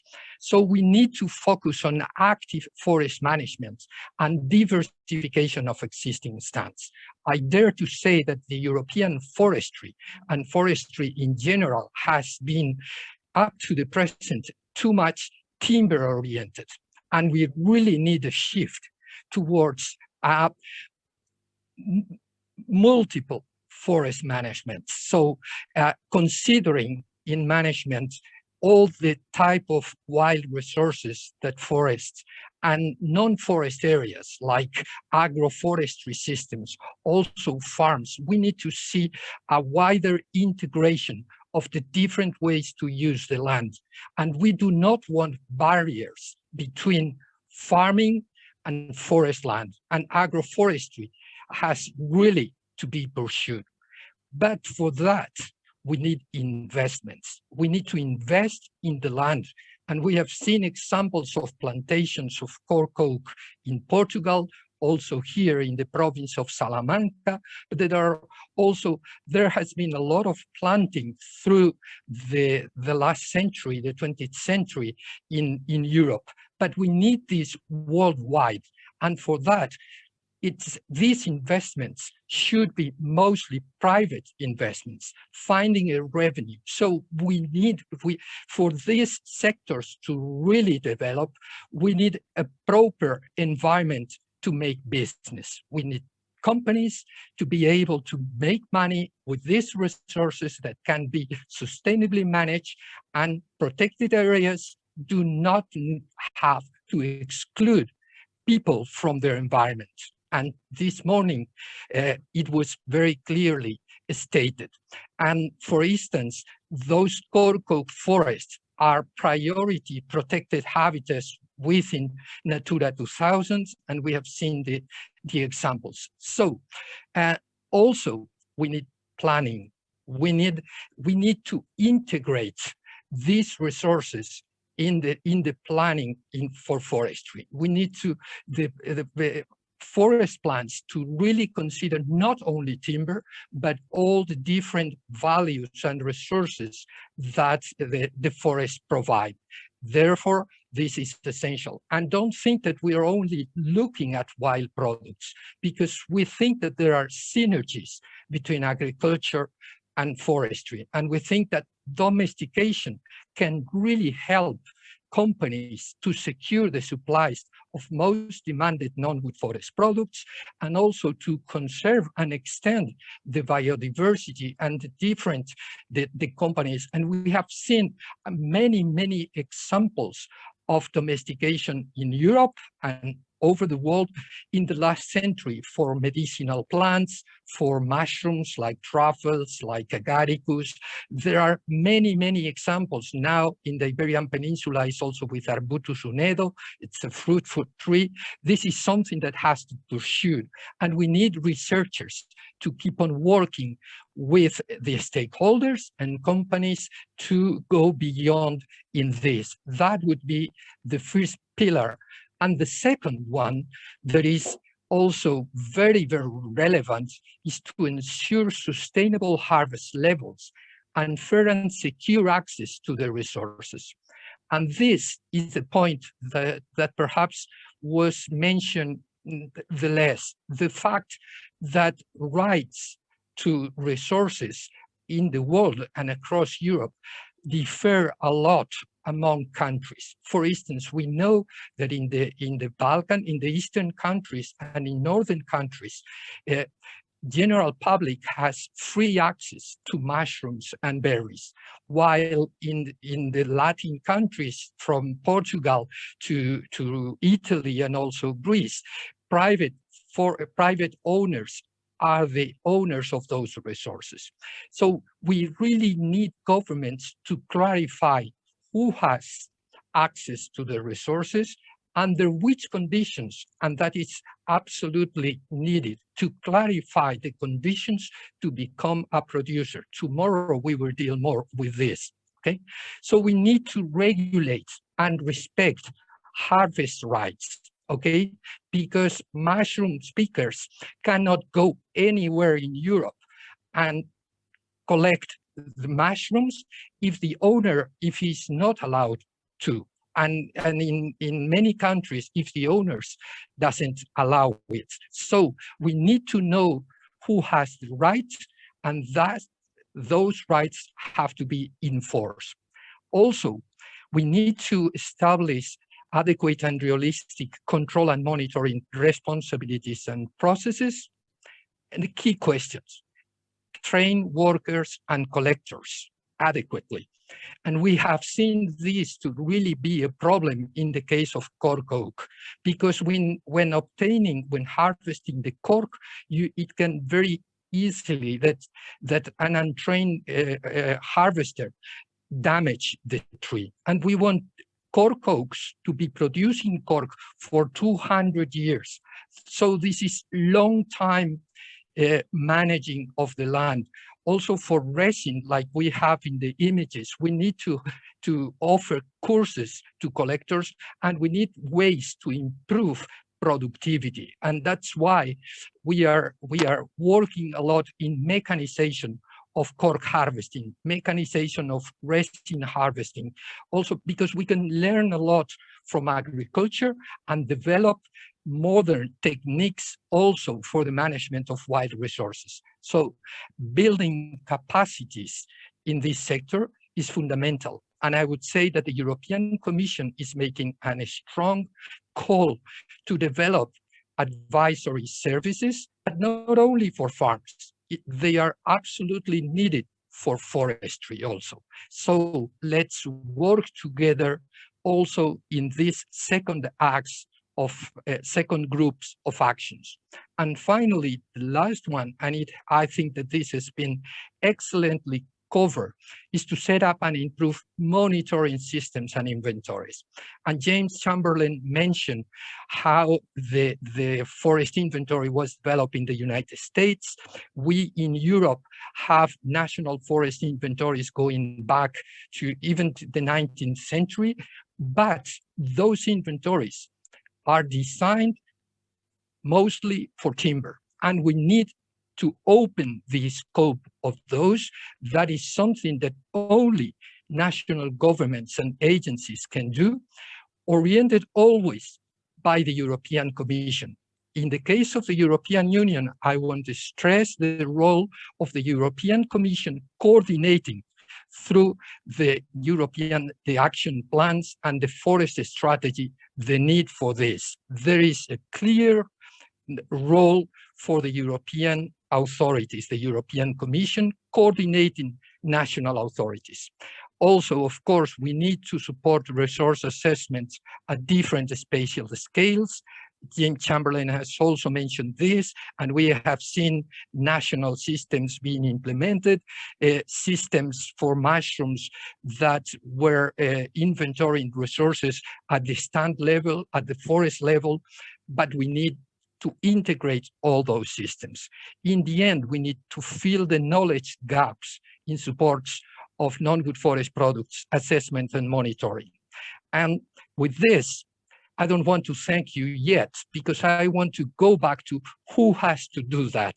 And Ignacio mentioned that, and that is absolutely crucial. I think that we need to work coordinated. There is a role for researchers. There is a key role for national agencies. There is a key role for companies and also for NGOs, like we have seen in the case of voluntary standard schemes. But I would say now, really, national governments and the European Commissions have to push for these actions that are absolutely key to sustain biodiversity in Europe. We have the biodiversity strategy. Now the forest strategy is coming, and I am really looking forward to hear the representative of the Commission to tell us what we can all together do to really push these value chains. So thanks a lot, Stephen, and the rest of you. Thank you so much, Alvaro, for the very energetic. You feel the passion you have for this topic. It's also something interesting to note is that the information that Alvaro has shown during his presentation is part of a section of this white paper, so it's a very important document. And the actions related to basically sustainable sourcing and secure supply, they have a specific section in the white paper. Yeah. Now, this is basically the call for action. So this is basically what we feel would need to happen. So these are policy actions that we feel are required. Now, if we talk about policy actions, it's a small step to talk about legislative frameworks. Obviously, in Europe, it means we all look at the European Commission. So we are very pleased that we have somebody from the European Commission. We are well aware that it's not easy to have persons like Mr. Mauro Poinelli with us to share his insights and to basically explain a bit on what are the upcoming strategies. And for that reason, we really appreciate the effort you are doing and the time you want to dedicate to this event. So Mr. Poinelli, he is the head of the unit Environment, Climate Change, Forestry and Bioeconomy of the Directorate-General Agriculture and Rural Development of the European Commission. So Mr. Poinelli, welcome to this policy forum. Again, thank you so much for being available to this. We really appreciate this. It's very important to us, to this policy forum, and foremost for the topic of non-wood forest products. But could you explain the potential contribution of the upcoming EU policies to the development of non-wood forest products? The floor is yours. Thank you. Thank you very much also for inviting me to this forum, which I have actually to express my congratulations. And I heard from Alvaro the passion, but also I had to express congratulations to all those who has contributed to this project, to this event, but also to the white paper that I have read carefully with a lot of interest. And I have to say that is very clear in terms of analysis, in terms of diagnosis of the issues, and also actions to be taken, as Alvaro said, by all actors. I think that is very timely, this event, and the white paper as well, is very timely for us, a Commission, because we are really working on a lot of initiative stemming from the Green Deal. That is the reason also why, yes, it's not easy in this period to have people working in this area of environment, bioeconomy, and climate, because there are really plenty of initiatives under the Green Deal that are really coming up in this period. The paper, actually, the white paper highlighted how the non-wood forest product contribute to the SDGs, contribute to a lot of policies and the objectives of the Green Deal. But I would like, actually, in this short intervention, as you actually have requested, to highlight also how these policies that has been prepared, we are preparing, can represent an opportunity to address the several issues that you have identified in the white paper for fostering the development of the non-wood forest products.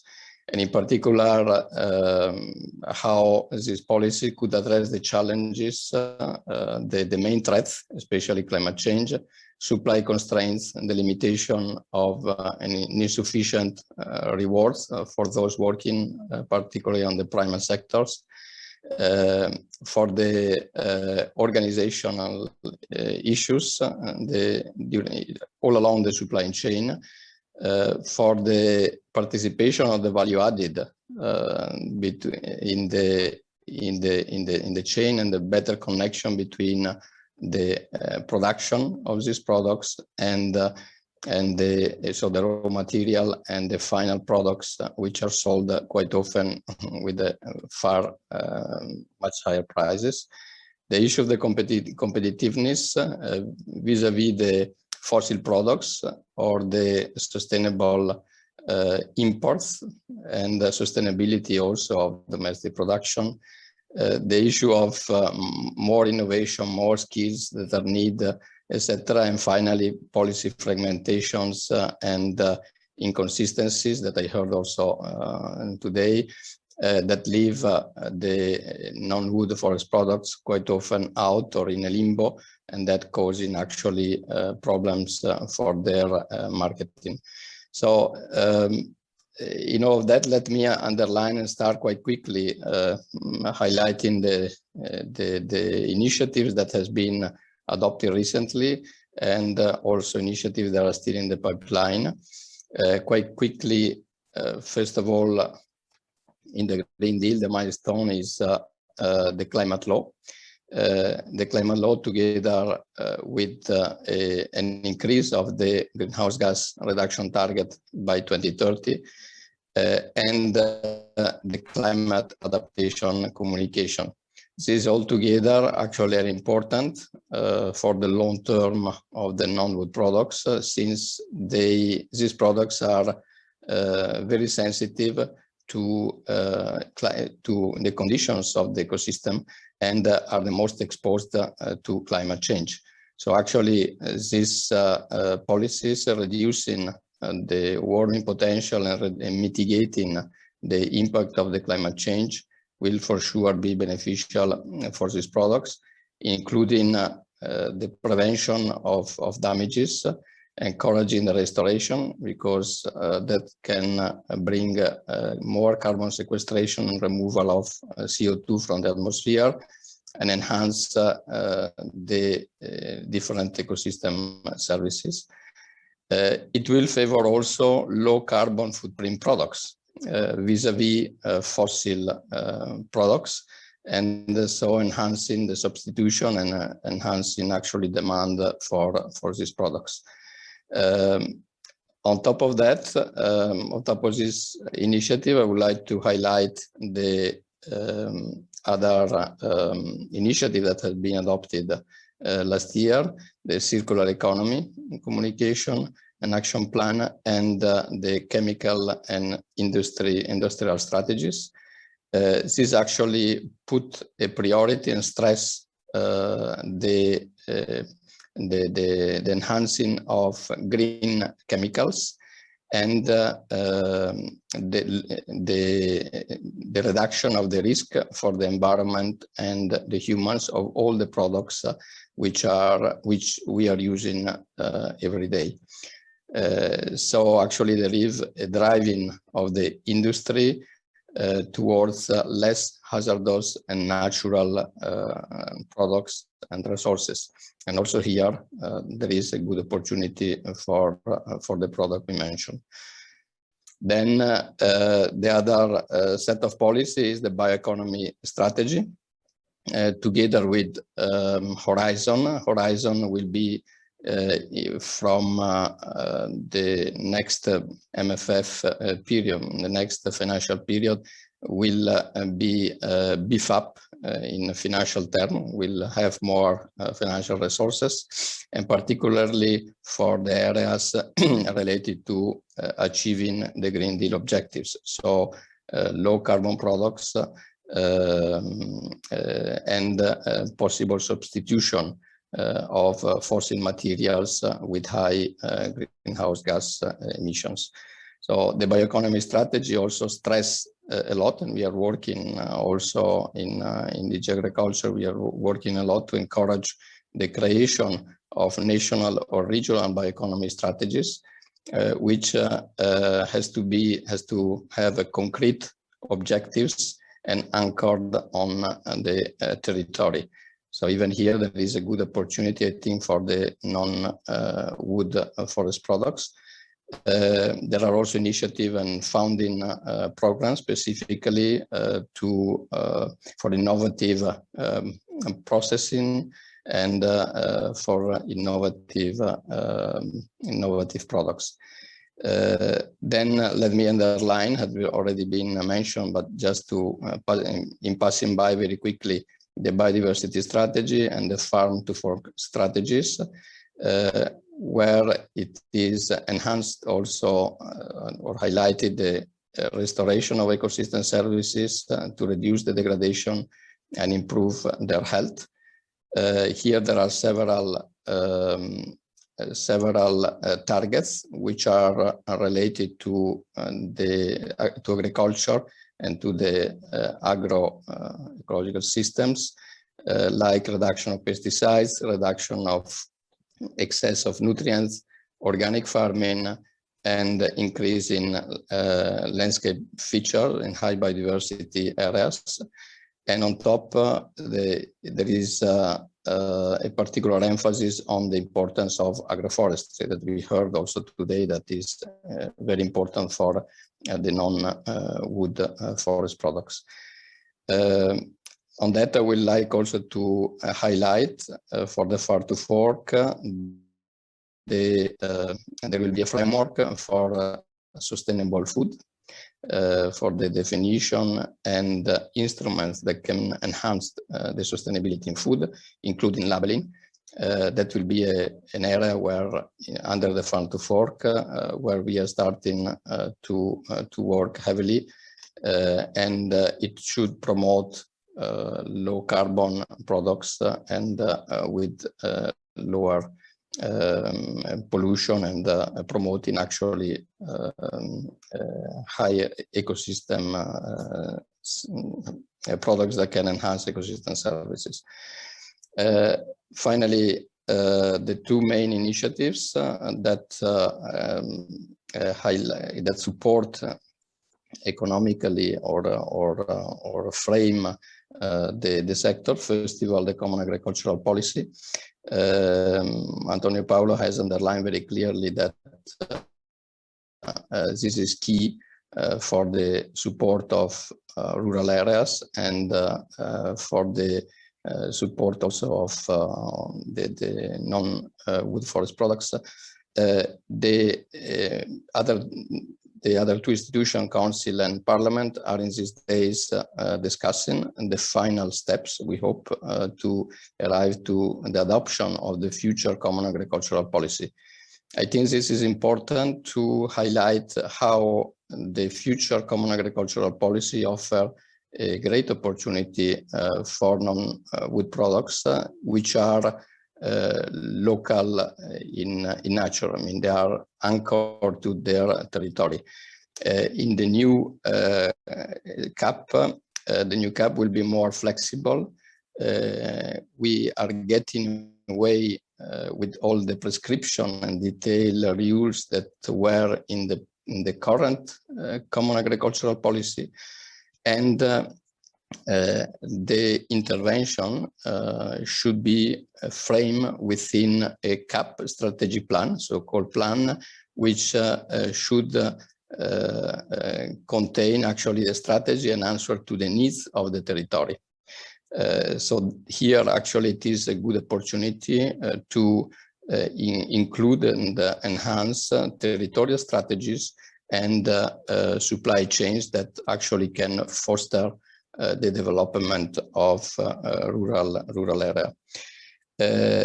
About agroforestry, I also read that in the white paper, that one of the obstacles is actually the eligibility of agroforestry to direct payments. Just to mention that there is a discussion ongoing between the three European institutions how to address this problem. And I think that we are close to an agreement, and this problem should actually be solved in order not to leave out agroforestry that is recognized a bit everywhere as a very important system for promoting environment and climate.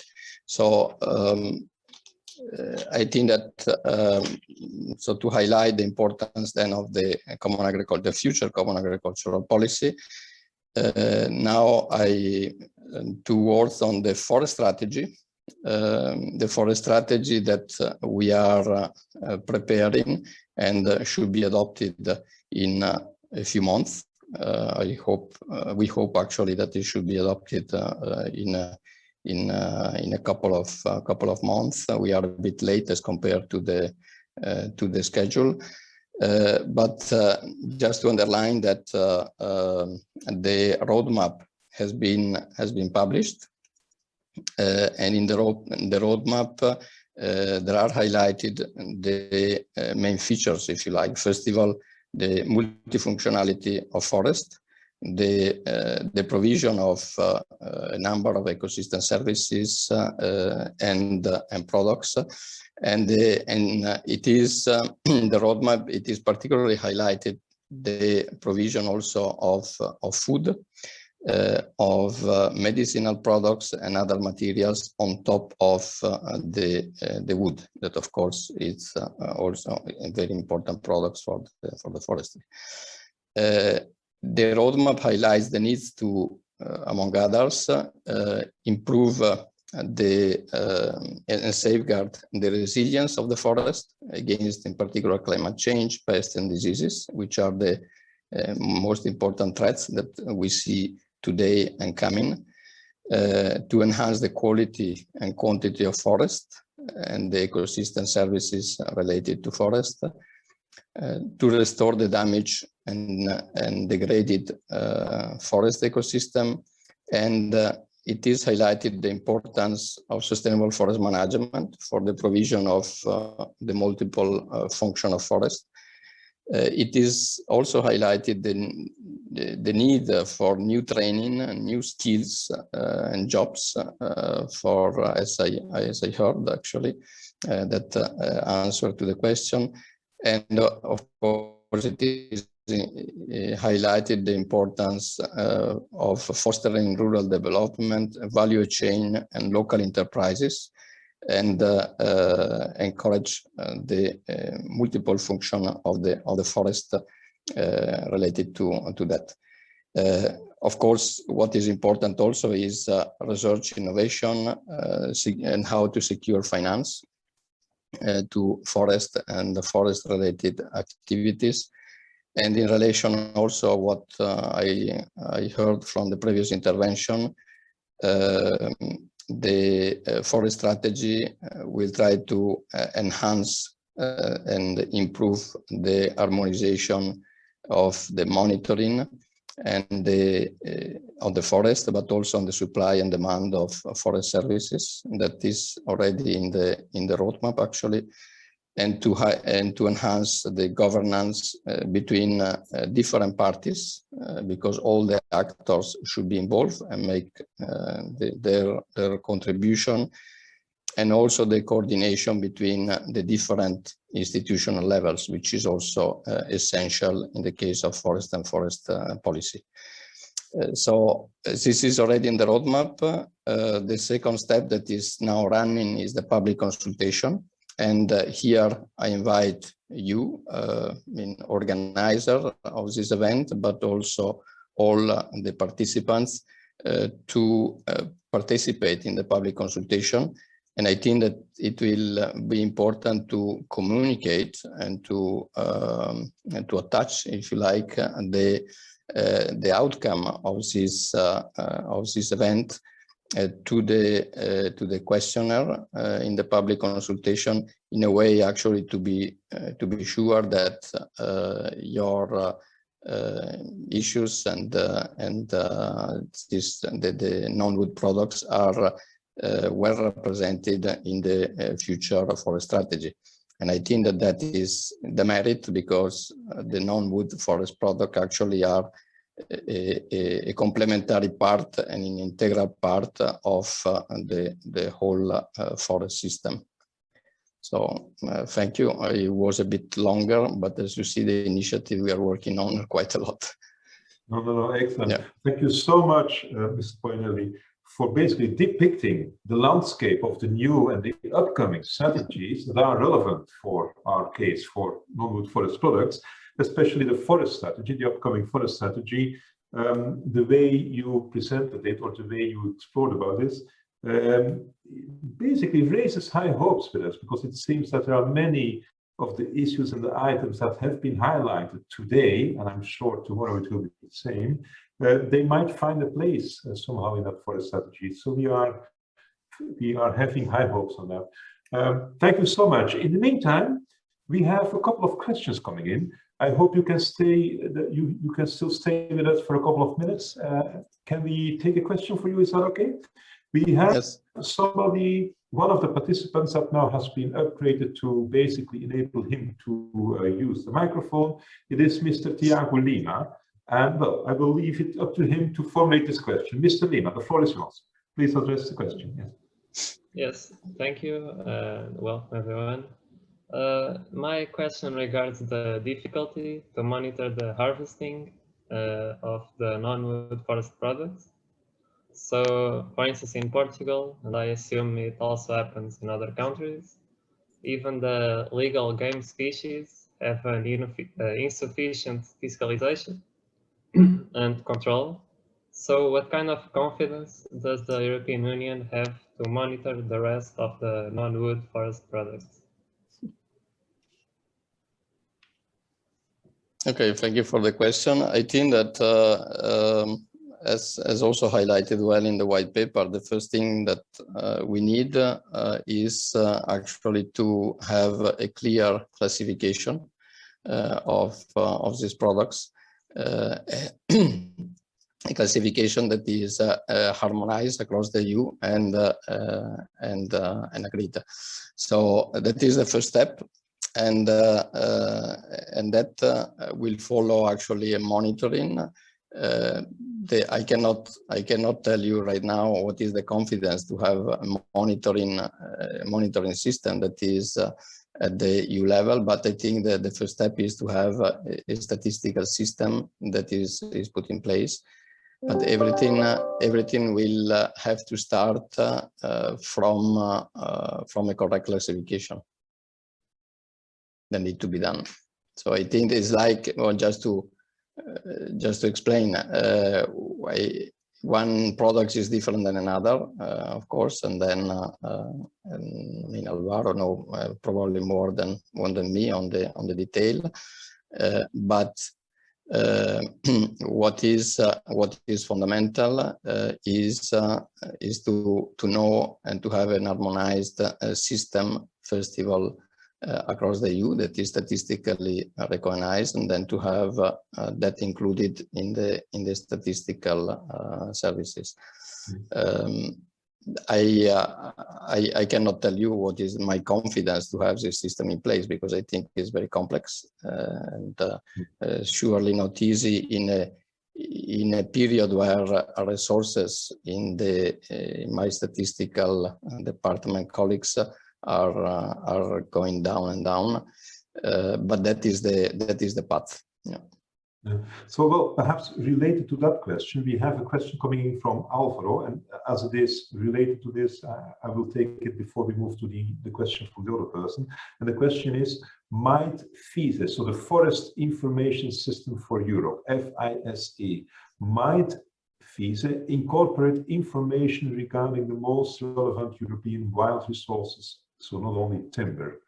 Do you have any position on that? The FISE is part actually of the forest strategy, and its further development will be pursued as an action of the forest strategy. And whether it is feasible to include non-wood products, that has to be explored. I think that I cannot tell you now whether that is feasible, but I think that I think also relying on your studies and on what you have identified in the study, probably there is material where we can start at least to assess its feasibility. Excellent. Thank you so much for this answer. Well, let's move to the other person that has stated the question, and that we decided to basically give her the chance to state the question herself. It's Mariana Ferreira. She has been one of the speakers earlier today. So, Mrs. Ferreira, please, can you formulate your question? Thank you for this afternoon's presentations. I have a question for Mr. Poinelli, please. I would like to ask you, within the chemical and industrial strategy, is it foreseen to create any kind of positive differentiation or certification for green chemistry and renewable bio-based product? Are there specific measures in this sense? I'm thinking about eco-label and ecological agricultural certification. Will we have anything like that in chemistry? Thank you. So in the biodiversity strategy, actually, there is an action that we are pursuing with our colleagues of the DG GROW department for a possible labeling of bio-based products. I mean, in the US, actually, there is a good a good certification system there and labeling. We are trying to see whether it is feasible to do it also at EU level. I think that it could be a very good contribution to the bio-based sector and the bioeconomy in general, because the consumers finally have to recognize whether it is a real bio-based product or not. I'm happy to hear that. Thank you. That's particularly relevant, as we will have within the Incredible project a seminar workshop during which this topic will certainly be treated. So we are very happy to indeed hear this. Well, in the meantime, there has been a question coming in from Mrs. Elisa Herral, and I think she should get the functionality or the rights to handle the microphone so she can state the question herself. Yes, I see her. Mrs. Herral, please, here you go.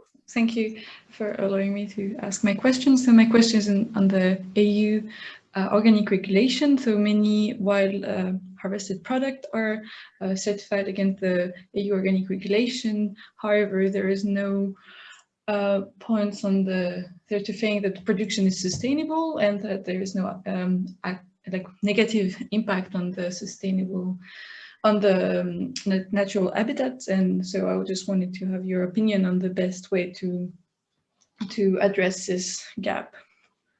So on the organic. I am not sure whether I understood the question, but yeah, sorry. There is an action plan that the Commission is preparing, and it will be adopted quite shortly, where there will be also this aspect of sustainability better enhanced. I mean, organic farming in principle is seen as sustainable, I would say, as a sustainable system. But we are aware that there are also certain aspects that should be better highlighted. And in the action plan that will come, I mean, I cannot go in more detail because it's not adopted yet, but this aspect of showing or better highlighting particular system or farms which are more sustainable than others will be put into light. I'm sorry if my point of my question was sorry for the wild harvesting. So because wild harvesting is under the scope of organic certification, so and like in the current regulation, the statement is quite vague about the sustainable side of the harvesting of wild product, for example, and wild forest product. Yeah. Who are certified. Yes, I understand.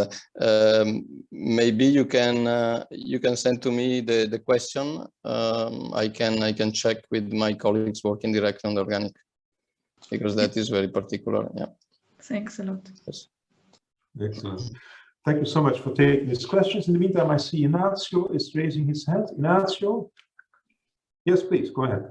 Yeah, thank you very much, Mauro, for this excellent presentation and comprehensive overview on the policies. I wanted to build a little bit on Mariana's question and your answer about creating a label for bio-based products. I don't know if you're referring to the Bio-Preferred program in the US, which is linked to some procurement rules, and if you could elaborate a bit what stage of development is this, or what if there is already a roadmap, if it's just initial scoping, if you could elaborate where we are in this respect.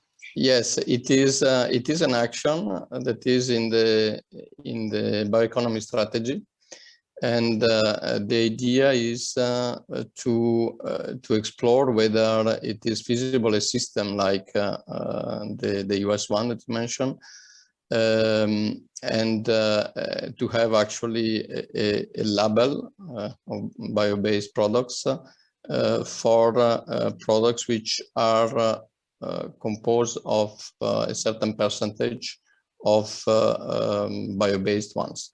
So it's now I don't remember the exact percentage in the US, but there is a threshold above which you can actually label your products. that this initiative is still at the beginning. It's not in our department, but we are cooperating with the Department of Growth. But actually, we are the one, frankly, to say the idea was coming from DG Agriculture, push it there, but it's still in an exploratory stage. There is no roadmap, and we don't yet know even the kind of instruments or legal instruments that could be used to create this label. But I think, as I mentioned before, I'm very much convinced that this initiative is very important and should be pursued very much. Excellent. And in the meantime, I see we have Sven Walter, who has raised his hands. I believe he would like to make a statement or a question, please. Sven, go ahead.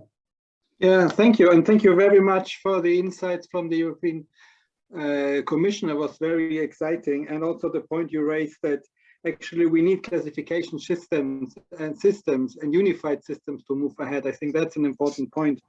And as FAO, obviously, we are working with many stakeholders to get the information together and have with FAOStat, for example, this statistical working system in place. And we know that there are many challenges with regard to non-wood forest products. So I think there is where we really need to join forces. And if we have systems like the harmonized systems, which I just mentioned in the chat, we need the evidence from all the stakeholders. We need the private sector, we have traffic, EFI and others to bring forces together so that we make submissions and we showcase first the relevance of for example, the trade in certain products, and then of course also provide capacities to countries to monitor. But we need to have the coding, first and then move ahead. And I think that's something where jointly we can move ahead. And of course, we can also set an example in Europe on certain products or also from the Mediterranean. And just two other points, because on the one side you mentioned restoration aspects and how non-wood forest products can contribute to it. Just to remind participants that we have this year starting the UN Decade on Ecosystem Restoration, where I think we can also showcase how non-wood forest products can contribute to the efforts and provide value to the restored land. And the last point, looking into the EU from a global perspective, to remind participants that from the European Union and the Commission side, European Union forest partnerships are being established also with third countries outside of the EU. And that again is an opportunity to put non-wood forest products in their planning if the countries wish. So it's of course country driven, but there again we can mainstream the non-wood forest products in the overarching policies from the EU, but also from the beneficiary countries. Thank you. Thank you so much, Sven, for making this statement. And looking at the time, I think we have to conclude this part of our program. So I would like to thank you once more, Mr. Poinelli, for your time, for your availability, for also your willingness to take these questions and share your insights. I think this has been highly appreciated. So thank you so much. Now, before we conclude this session, because slowly we're moving towards the end of this session number 2, but before we conclude, I would like to use the remaining minutes to basically gauge and basically ask the participants' opinion. And to do that, I'm going to again share my screen. And if everything goes well, you would be looking now to yes, and I will start this. Okay, well, it's a bit like this morning. So it's again a kind of a polling, if you like, to have your opinion. And the question this time is, this afternoon session, this entire afternoon session was about the conservation and sustainable supply of non-wood forest products. And again, we have a section in the white paper dedicated to this, right? And as explained by Alvaro, we have 3 main actions, and obviously each of these actions has further detail as presented by Alvaro. But if we focus on the 3 main titles for actions, if you like, our question is, if we assume that these actions can be implemented, so it's not a discussion on feasibility or whatever, no, assuming we manage to implement these actions, how would you rate the estimated impact of these actions? Are all of them basically the same, or do you feel that one action, if we would succeed to implement it, do you feel that one of these actions would basically generate a bigger impact? Impact here obviously relates to securing the conservation and sustainable supply of non-wood forest products, right? So what I would like to ask you is to go to, again, WHO Club, like you did this morning. You see it here. So it has now the code, it's different code than this morning. So you go to the website whoclub.com, and then you have to type in the code, and the code says JTKKCN, right? And that brings you to basically our survey. And please, it's again a matter of sliding the score or the dot to where you believe it should be relative to one of the actions compared to the others. Can you please proceed? And we're interested to find out how the results will be.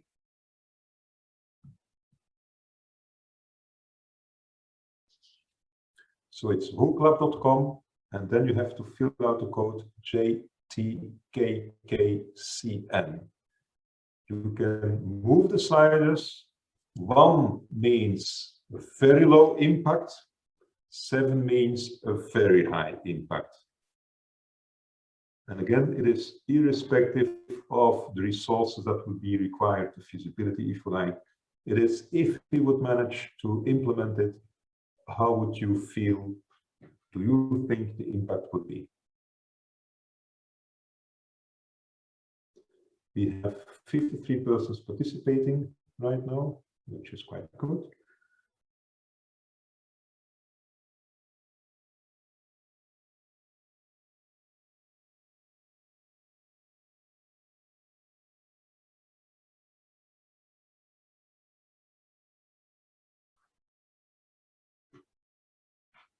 Don't forget to push the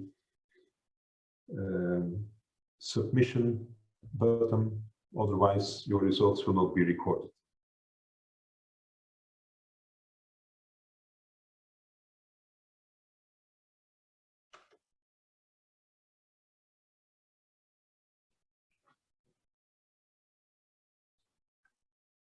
So the results are coming in. You can see them on the screen.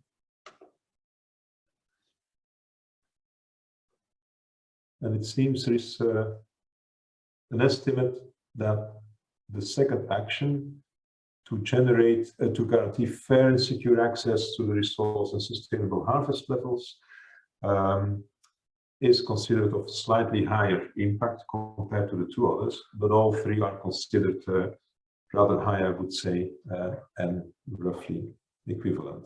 So we have 58 participants participating to this polling, and 50 have already responded. So I will give them just 1 more minute, so the final minute for your voting process. Okay, so I think it's a fair indication that all of you believe that the 3 actions mentioned in the white paper and explained by Álvaro Picardo deserve to be studied closer and, if possible, be implemented. Okay, I think we can close this voting here. Yeah, maybe just to finalize this voting process, can I ask Álvaro to perhaps make a statement on these results? Are you surprised by what you're seeing here?